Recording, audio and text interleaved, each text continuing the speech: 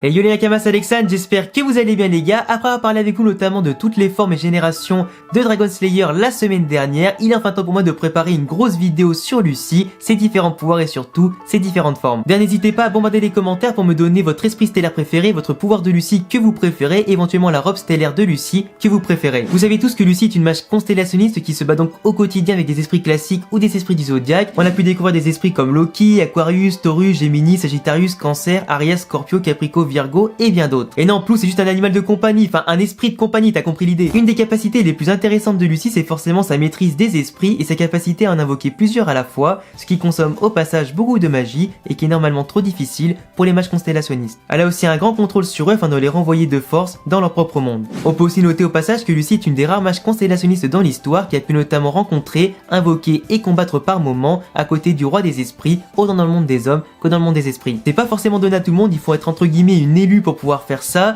et on peut notamment aussi tous se rappeler d'un moment hyper triste de l'histoire quand Lucy avait pété la clé d'Aquarius pour invoquer le roi des esprits contre Tartaros. Tout au long de l'histoire, elle a pu notamment développer sa magie, développer aussi ses connaissances, son expérience et forcément aussi sa relation avec ses esprits pour créer différentes sorts, différentes aussi combinaisons qui ont pu notamment l'aider à remporter de grandes batailles et aider ses amis. Sa magie la plus forte est représentée par Uranometria qui est d'ailleurs le sort ultime pour les constellationnistes et aussi l'un des plus beaux sorts à voir dans le manga et l'anime. Elle a pu le maîtriser ensuite avec l'éveil de sa seconde origine au fur et à mesure qu'elle développait sa puissance et aussi avec l'aide de Gemini, même si pour rappel dans les jeux intermagiques ce sort a été annulé par les tricheurs de Raventail. Elle s'en est ensuite servie à plusieurs reprises et notamment contre Jackal pour un combat qui restera encore dans nos mémoires. Après pour ceux qui ne le savent pas, l'arc des esprits stellaires d'Eclipse c'est un arc qui est HS au manga. Elle avait notamment pu utiliser une magie qui s'appelle la magie Godfried. Alors c'est pas forcément utile d'en parler aujourd'hui, tout ce qui est HS au manga pour moi n'existe pas. Après durant l'histoire elle a aussi utilisé quelques accessoires autres que sa magie et ses clés pour invoquer les esprits. Elle avait notamment utilisé dans l'arc d'Edolas un petit fouet qui s'appelle du coup le fleuve étoilé que Virgo lui avait donné. Alors autant ça lui permet d'économiser sa magie quand elle en a plus etc pour se battre un petit peu au corps à corps et développer un peu plus ses possibilités. On est d'accord que ces petits accessoires comme ça c'est pas forcément ouf. La magie la plus intéressante qu'elle a su développer au fur et à mesure de l'histoire ça reste en tout cas les fameuses robes stellaires de la magie Lucidress quand elle s'équipe des tenues liées aux différents esprits et leurs pouvoirs. Du coup outre des tenues ultra stylées et ultra sexy qui font en sorte que Lucy restera à jamais une de mes waifus, on a quand même enfin une Lucy qui s'affirme, qui est bien plus forte et plus confiante qu'avant, qui peut se battre par ses propres pouvoirs, par ses propres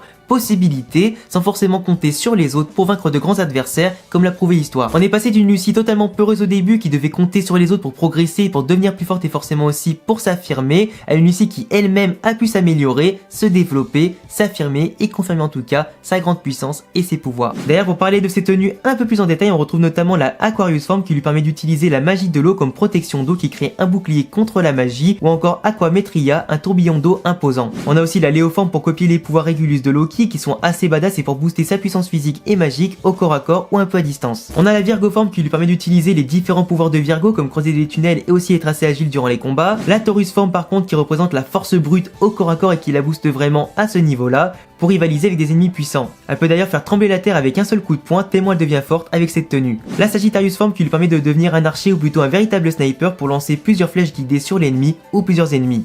Une autre tenue qui n'est pas forcément la plus utile c'est la Aries Forme qui d'ailleurs peut servir au cas où avec la magie de la laine. La Gemini Forme hyper utile dont son potentiel aurait pu être encore plus exploité dans l'histoire car Lucy peut d'ailleurs copier les magies des autres avec cette tenue. Et pour finir on a aussi les Caprio, Scorpio et Cancer Forme pour contrer certaines magies oculaires notamment, utiliser le pouvoir du sable ou encore différentes lames. On a donc comme je le disais une Lucy qui est très polyvalente, qui a un pouvoir magique très diversifié pour s'adapter à n'importe quel adversaire, s'en sortir par ses propres moyens et donc par elle-même pour devenir enfin une mage surpuissante. On entend souvent à tort sur les réseaux que Lucy est un personnage faible, nul, inutile, etc. qui n'est pas forcément intéressant, pourtant son développement tout au long de l'histoire est quand même un des plus badass, elle devient hyper puissante au fur et à mesure, elle a réussi à battre aussi de gros adversaires qui quand même ne sont pas à négliger, qui montrent quand même que Lucy à la fin ça devient un personnage parmi les plus forts. Elle a su progresser au fur et à mesure, devenir forte autant physiquement que mentalement, développer sa magie et son lien avec ses amis et ses esprits pour devenir une véritable mage digne de la guilde Fairy Tail. Après j'ai pas parlé de certaines techniques comme le fameux Lucy Kick